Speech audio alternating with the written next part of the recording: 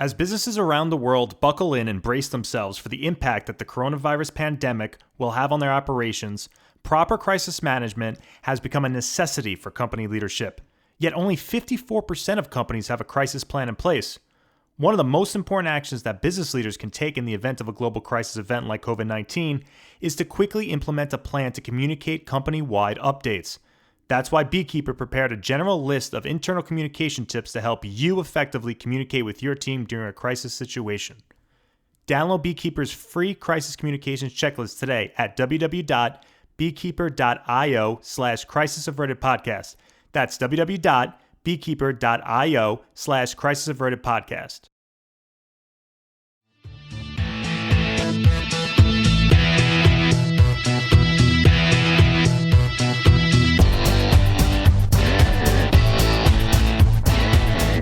Welcome to the Crisis Averted Podcast, produced by CJ Media Solutions. I'm your host, CJ Arlada. In this episode, I speak with Dr. Adam Gonzalez, a licensed clinical psychologist and the founding director of Stony Brook University's Mind-Body Clinical Research Center. During our conversation, he provides insight into the physical and mental health problems healthcare workers are struggling with during the COVID-19 pandemic and what Stony Brook University is doing to help. You can contact Dr. Gonzalez at adam.gonzalez@stonybrookmedicine.edu. Feel free to send me your feedback at cj@cjmediasolutionsllc.com. Thanks for listening. Dr. Gonzalez, thanks for coming on the podcast today. Thanks for having me. So for listeners who aren't familiar with you, mind telling us a little bit about yourself, your background, and what you're up to now? Absolutely. I am a clinical psychologist and the director of behavioral health at Stony Brook Medicine. I'm also the founding director of our Mind-Body Clinical Research Center in Stony Brook's Neurosciences Institute. I've been helping to lead our employee support initiatives during the COVID-19 pandemic, and also heavily involved in our diversity inclusion work as well. Yeah, and I wanted to have you on the podcast today to discuss how the COVID-19 pandemic has been putting a great strain on the physical and mental health of healthcare workers. I know you and your colleagues at Stony Brook University have been paying close attention to this very topic. What mental and physical health problems are healthcare workers struggling with during the COVID-19 pandemic?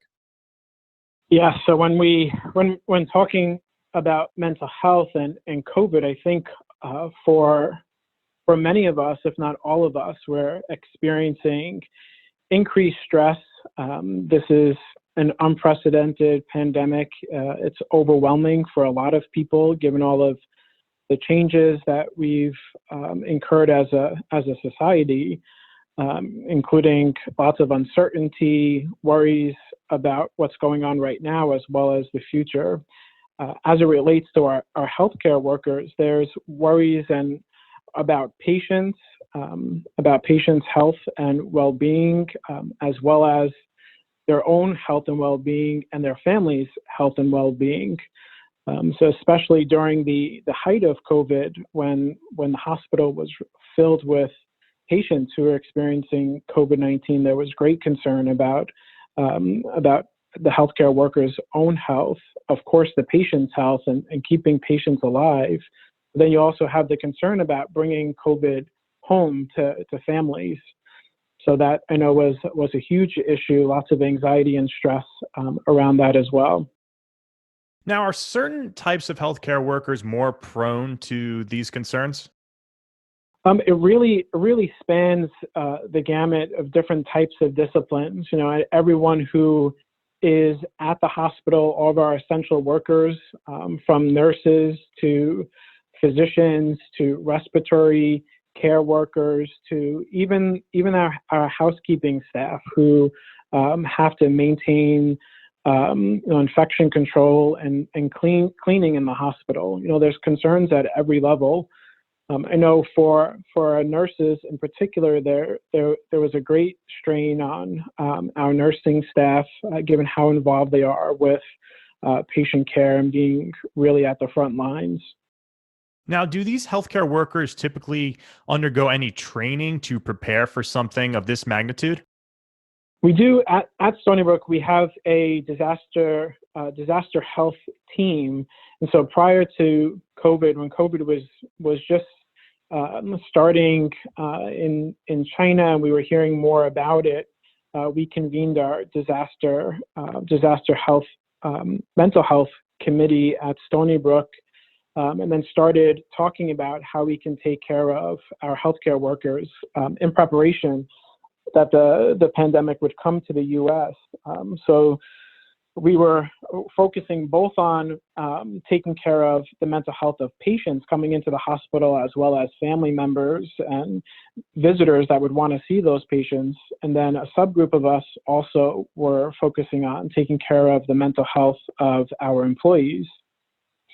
So this has really propelled our wellness initiatives, our wellness work out the hospital, which is one of the great silver linings of COVID is both spotlighting the importance of telehealth, and then also at the hospital, wellness in general, that it's really important that we talk about mental health of our employees, that we put initiatives in place to help build resilience and prepare our employees for facing these stressors and with COVID and an unprecedented stressor. So we're doing a lot of work now to educate staff, and then also provide the support that our employees need to get through the day. And I want to dive a little deeper into that. What are some of the support resources you're providing healthcare workers at Stony Brook University during the COVID-19 crisis? And are these initiatives different than what's been typically done in the past? Yes. So as part of our response work, we convened as I was mentioning before, a team, and that team is an interdisciplinary team, in that we have leaders, I would say, from lots of different specialties, including nursing, our care management group, social work, physicians, as well as people from our communications department, IT, psychologists, psychiatrists, and then also our chaplains at the hospital. So we also have physical therapists, occupational therapists also involved. So we really took a multidisciplinary approach to providing support to our employees. And some of the work that we've done is utilizing, I mentioned before, telehealth, utilizing a telehealth platform to get information out to our employees. So we use Microsoft Teams at Stony Brook. So we set up different teams that employees can join to find out what support resources were available at the hospital, in our local community, as well as nationally, support resources that were becoming available nationally. So that was one piece, that employees could access that Teams page. Also on Microsoft Teams, we had a community support messages channel where community members, kids, students, they were sending in emails to us with pictures, as well as voice messages, video messages of support for our employees. So we were able to post those on a centralized channel that employees could access those, and that served as a great motivation, inspiration for our employees to keep going. We were also able to print out those pictures, and they were placed throughout the hospital so that employees can see those. One of the most popular and most widely used efforts that we put into place was our employee respite area. So throughout COVID,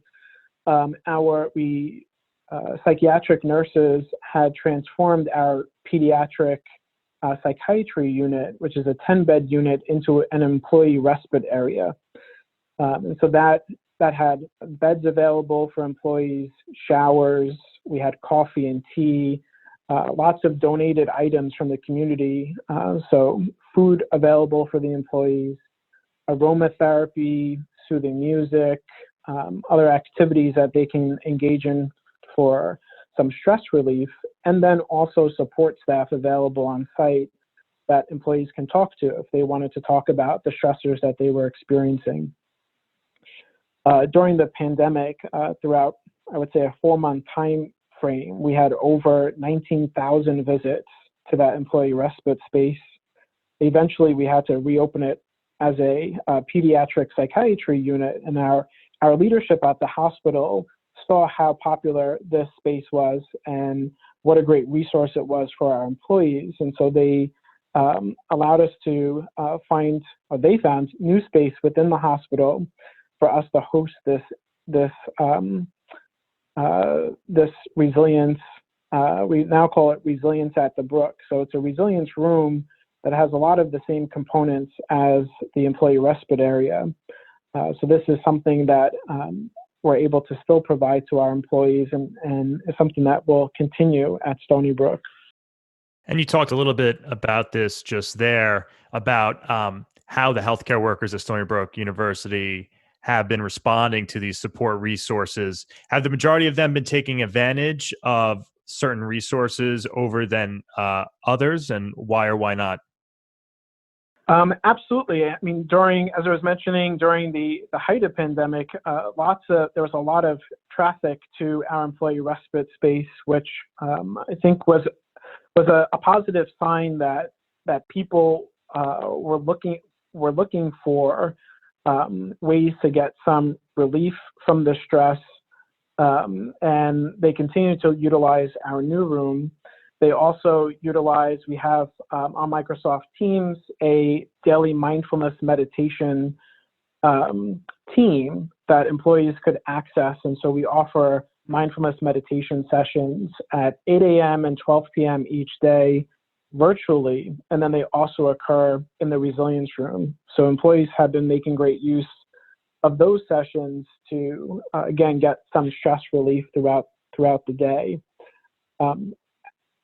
I would say all of us are incredibly busy. Our employees are very hard workers, so it can be challenging sometimes to carve out that space in the day. And at the same time, it's super important. So we really encourage our leaders throughout the hospital to make space for employees to engage in these wellness activities as well. So we're doing more and more work to educate our employees about the resources that are available at the hospital. And you and your colleagues put together a report on these mental health support initiatives. And in the report, you mentioned that the, quote, staff appeared less likely to participate in support groups and were more willing to engage in mindful meditation meetings, end quote. Why was that the case? We had initially set up virtual support group meetings, and we were offering those 3 times a day, every day. And although people were joining the team to be part of them, they didn't actually come to the meetings themselves. And so some of the reasons why that may be the case is that when we're in a crisis situation, in a traumatic situation, folks are very heavily focused on responding to that situation. And it may be more challenging during that time in particular to talk about their emotions, to want to talk about what's going on right now, because they're very heavily focused on the crisis itself. So that was one hypothesis as to why the support groups weren't well utilized during that time. People may not have been ready to talk about the stressors that they were experiencing, especially in a group-based format. So we switched those meetings up to daily mindfulness meditation. We know that mindfulness can be really helpful for mental health as well as building resilience. And these are really brief sessions. They could be anywhere from 5 to 15 minutes long. So you're just, it was something that maybe, and I think was more user-friendly for the employees, so that they can pop into these meetings, have a brief meditation exercise, and then continue to go about their day. So those sessions ended up being much more widely attended than the support group sessions. How have the needs of healthcare workers evolved over the course of the pandemic? Yeah, I think we're seeing more. So what happens when we're, as I was mentioning before, when we're in that crisis situation, we're very our adrenaline's rushing, where our focus is heightened on responding to the crisis. When the crisis starts dissipating and slows down, that then we have more time to really think about and process what just happened. And during that time, which I think we're starting to see more now, people can feel more of those emotions of being overwhelmed, anxious, um, feeling more tired, looking back at what their experiences have looked like. So we're very mindful of that now, and perhaps the increasing need for mental health support. And so that's why we've continued a lot of our initiatives, and also looking at expanding the work that we've been doing to provide more support, and also to potentially prepare for the possible second wave. I know that's a big concern for a lot of people. When should a healthcare worker seek support? Should everyone make it a priority, or are there certain signs they should be aware of? Yeah. It can be challenging to come to that place of being willing and ready to seek support, and to acknowledge that more professional help may be needed. When people are noticing significant shifts in how they're feeling, sometimes that can look like being more irritable, say to loved ones, to family members, withdrawing more from interacting with others. For a lot of people, that's challenging now with social distancing. When we see that there's been a significant change in how we do things, how we're functioning, those are some good signs that it may be a good time to reach out for more support. So we might have a shorter fuse than usual, maybe snapping at people more often, feeling sad, down more throughout the day than usual, or feeling increased anxiety or having panic attacks. That's a good time to talk to others, one, to get support from colleagues and friends, as well as them looking for more professional avenues. So at Stony Brook, we have set up a employee helpline, so that our employees can call that helpline and get connected to professional support. So at Stony Brook, we've also set up a resources and resiliency website that can be accessed by employees, but it can also be accessed by the public. We realize that it's a stressful time, so we wanted to make resources available. So that could be accessed at www.stonybrookmedicine.edu /COVID-19 support. So there's some great resources on there as it relates to our employees, but also as it relates to dealing with stress for children and families, for the elderly as well.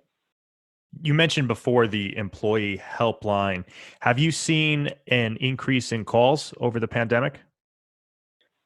People have been making good use of that employee helpline. We provide support both for employees as well as for their family members. So as mentioning before, it could be really stressful for family members of healthcare workers as well, especially kids, adolescents, and partners. So we also prioritize support for our healthcare workers' families too. Was that less common before the pandemic? We had other mechanisms in place where employees could reach out for support. This having this helpline, it has streamlined that process more. So I think it makes it a bit easier for employees, that they know they can contact this one number and reach us and then get connected. So I think this has really helped to streamline some of the more intensive supports, like say engaging with a professional for psychotherapy. And now, what about the family members? You mentioned them before. Is that something that was that's been a concern with their family members as healthcare workers. Was that a concern before the pandemic as well, or is it something that you've really seen increase throughout the pandemic? I would say it is something that has increased more throughout the pandemic and currently, because there is greater stress on the families, not just because of the healthcare worker, but what we're all living through now with, say, remote learning for kids and stressors around kids connecting outside the house and different safety precautions. So the level of stress in general has raised, and I think we're seeing that in family members as well. Now, healthcare workers usually are undergoing crisis at some point just because of the environment they're in. Is it common for them to suppress how they're feeling? It can be a stressful job being a frontline worker, and I think for a lot of healthcare workers, they go into this profession because they want to help other people. They know it can be a very high paced position. So I think for a lot of healthcare workers, they're used to dealing with very high stress situations with providing the best care possible to patients. And COVID provides extra stress, extra pressure. So I think that they're well prepared, but this is an out of the ordinary experience for all of us.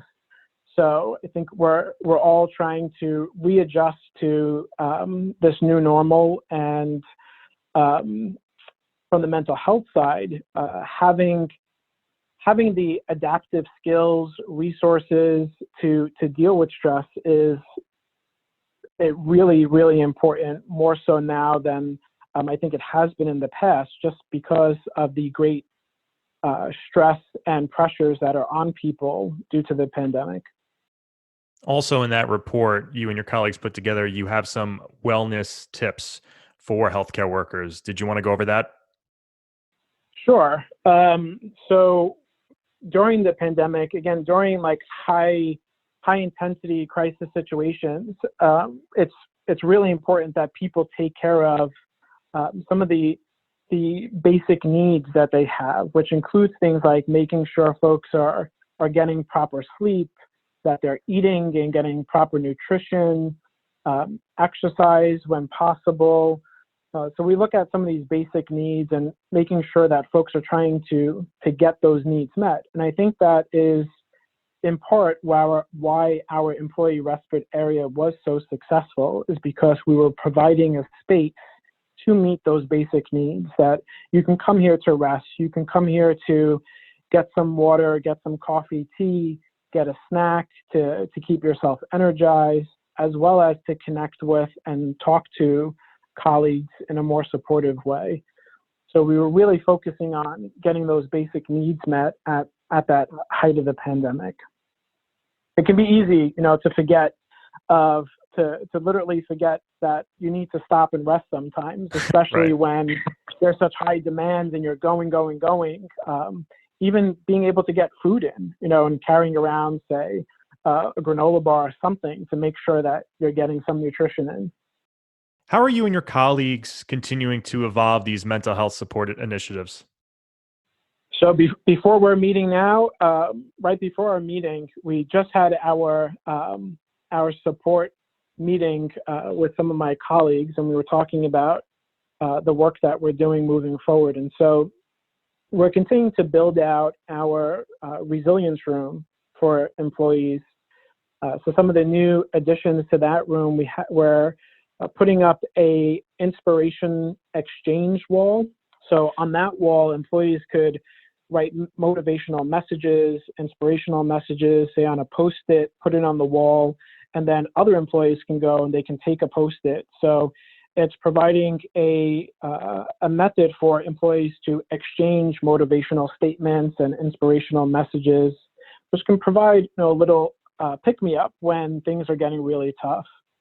We're also really promoting mindfulness practice and mindfulness skills. So mindfulness is all about attending to being aware of the present moment right now in a non-judgmental way.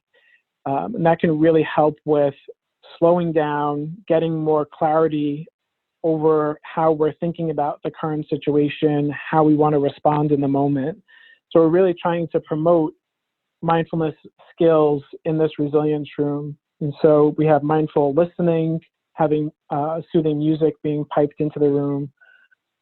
Also, what we're calling brook stones, so little smooth stones that employees can paint, can take with them, have in their pocket as a reminder of mindfulness, something that they can more tactilely, they can hold and have with them. We're also working on rolling out and expanding an initiative that had started before COVID called Code Lavender. So when there is a traumatic or crisis event in the hospital, say a patient dies or somebody is injured, employees can call a Code Lavender. And what that is a response effort, a multidisciplinary response effort, including our chaplains, nurses, psychologists, social workers, to provide support to that unit. So they can schedule that code. People will come together, talk about how they're doing, have, say, coffee, other snacks, whatever that team needs in the moment to provide support to them. So we're in the process of rolling that out hospital-wide now, and anybody in the hospital can then call the Code Lavender. Dr. Gonzalez, thanks for joining me today. Absolutely. This has been a great conversation.